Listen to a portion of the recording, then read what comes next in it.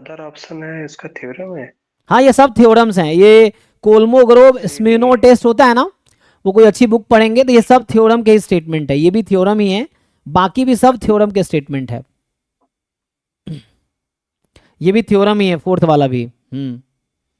सो ये सब थ्योरम में थोड़ा सा इन्होंने मॉडिफाई कर दिया इधर उधर, जैसे यहाँ डिग्री ऑफ फ्रीडम चेंज कर दिया है फोर्थ वाले में, इस तरह से आप देखेंगे ना। वो तो मल्टीप्लाई कर दिया ना आगे 4n का। हाँ हाँ, तो इस तरह से थ्योरम्स हैं, ये कोलमोग्रोव स्मिनो का थ्योरम पढ़ेंगे तो उसमें ये सब मिल जाएगा आपको। चलिए नेक्स्ट जो पर्सन है उनका देखते हैं। तो अभी सर एमएलई का क्वेश्चन भेजा है, उसमें डाउट है थोड़ा सा। हाँ ये देखिए, ये तो पहले भी एक बच्चा भेजा था, आज एक दो बच्चा, देखिए ये तो आसान है ना, कहाँ दिक्कत, देखिए इसमें दे रखा है हाँ सर आसान तो है लेकिन। x1 x2 xn IID है, IID uniform minus theta two theta, ठीक है। अब जब यहाँ पे हम पीडीएफ लिखते हैं x का, तो आप लोग जब पीडीएफ लिखेंगे तो ये थ्री थीटा हो जाएगा, जहाँ पे यस एक्स आई की वैल्यू माइनस थीटा से टू थीटा हो जाएगी। जब हम लाइक्लीहुड फंक्शन लिखेंगे सो 1/3 थीटा की पावर n हो जाएगी। अब यहाँ थीटा का फंक्शन है तो मुझे थीटा का डोमेन चाहिए, तो थीटा का डोमेन के लिए आप जानते हैं रूल क्या है, एक तो two theta more than equal to each X I है, तो इसका कॉमन सोल्यूशन आ जाएगा two theta more than equal to nth order statistics one, और दूसरा यहाँ से आ जाएगा minus theta less than equal to each X I, so minus theta less than equal to first order statistics, तो theta more than equal to minus of first order statistics, ये आ गया दूसरा रिलेशन। अब 1 2 का कॉमन सॉल्यूशन निकालिए, तो 1 2 का थीटा को उधर भेज दीजिए यहाँ पे चाहे तो, है ना। सो ये आएगा theta more than equal to nth order upon 2, ये फर्स्ट रिलेशन है। सो 1 2 का कॉमन सॉल्यूशन निकालेंगे, थीटा इससे भी ज़्यादा है, थीटा इससे भी ज़्यादा है, तो theta will be more than equal to maximum of both, ठीक है यहाँ तक। सो ये आ गया अभी, तो इसका डोमेन है थीटा बिलोंग्स टू टी से इन्फिनिटी, जहां टी मैं इसको बोल रहा हूं, ठीक।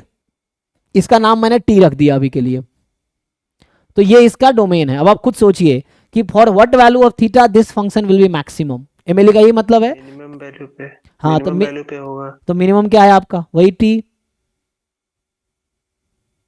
अच्छा ये जो थीटा दोनों ग्रेटर देन होंगे। एल थीटा इज ये डिनोमिनेटर है, ये डिक्रीजिंग फंक्शन है, राइट। Yes sir. हाँ डिक्रीजिंग ये है। Theta greater then max of कैसे लिखे सर? हाँ ये तो सिंपल थ्योरम, जैसे आप यहां से यहां तक पहुंचे वैसे ही पहुंच गए, ये तो कल भी हमने डिस्कस हाँ वो किया तो था ना। ठीक है। X theta greater than. ये यूज किया ना हमने, X more than equal to if and only if X more than equal to maximum of x1 x2, यही तो यूज किया हमने। अभी आप देखिए आपका क्या आया था, theta more than equal to nth order statistics upon 2, theta more than equal to minus of first order statistics, so if and only if theta is more than equal to maximum of nth order statistics upon 2 upon this, यही तो है, same ही था दोनों statement. Okay. हम्म, तो इससे आ गया। Sir अगर sample में, जैसे इस सैंपल में अगर कोई वैल्यू जीरो है, हम्म, तो जीरो क्या इसकी एमएलई हो सकती है? नहीं जीरो एमएलई नहीं होगी, MLE should also be always be the function of random sample, तो उस केस में जीरो नहीं हो सकती। अच्छा एस्टिमेटेड वैल्यू अगर दे रखी है तब हो सकती, इन जनरल हाँ, एज एस्टिमेटेड नहीं हो सकती। सैंपल में जीरो है वैल्यू। हाँ तो वैसा अगर मान लो जैसे आपको ऑब्जर्व्ड वैल्यूज दे रखी हैं।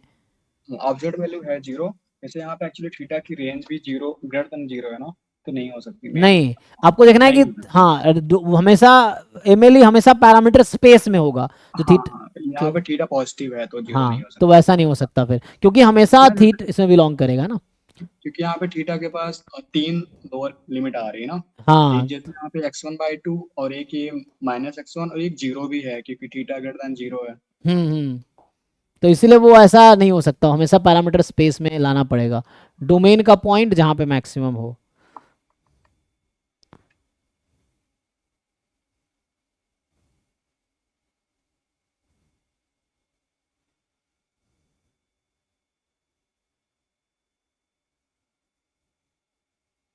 ये इसका भी एक और बच्चे का ये डाउट था ना।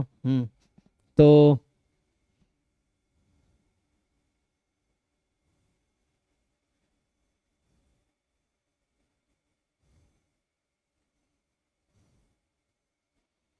चलिए नेक्स्ट पर्सन पे आते हैं, तो ये तो हो गया। तो